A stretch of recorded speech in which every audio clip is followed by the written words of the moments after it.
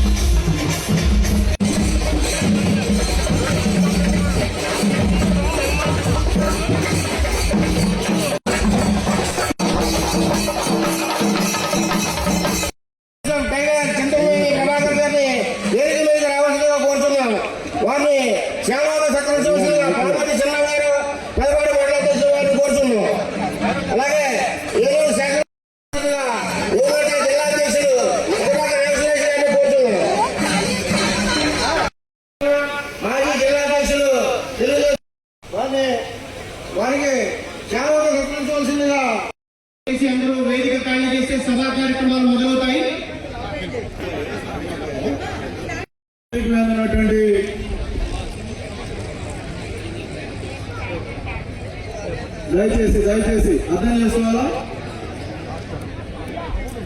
ఈనాటి సమావేశాన్ని ఈ రోజున వాజ్పేయి గారికి భారతమాతకి పుష్పాంజలి ఘటించాల్సిందిగా కోరుతున్నాం.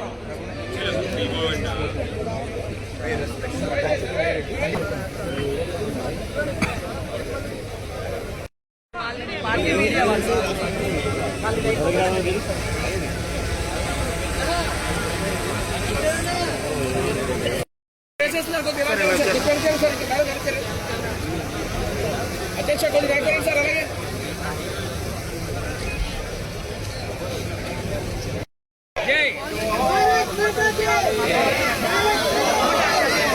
సార్ కొద్దిగా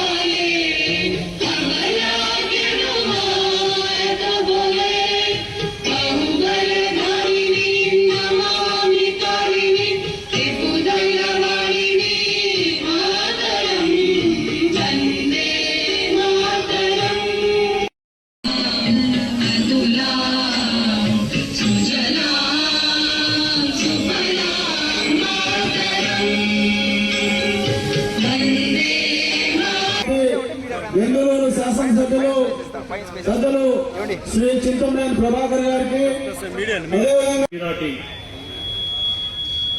కార్యక్రమానికి అధ్యక్షత వహించినటువంటి ఏలూరు జిల్లా పార్టీ అధ్యక్షులు కృష్ణ కిషోర్ గారికి, ముఖ్య అతిథి అన్నామదేవ గారికి, మంత్రి గారు శ్రీనివాసవర్మ గారికి, రాష్ట్ర బీజేపీ రామసాగర్ గారికి, ఈరోజు రాష్ట్ర మంత్రివర్యులు ఆర్గసాగర్ గారికి, ఏలూరు జిల్లా తెలుగుదేశం పార్టీ అధ్యక్షులు బడేటి చంటి గారికి, ఆప్కాప్ చైర్మన్ గన్ని వీరాంజనేయులు గారికి, వేదిక మీద ఉన్నటువంటి మరి ఎంపీ గారు కాకా సత్యనారాయణ గారికి, ఇంకా తదితర బీజేపీ పెద్దలకు, కూటమి నాయకులకు,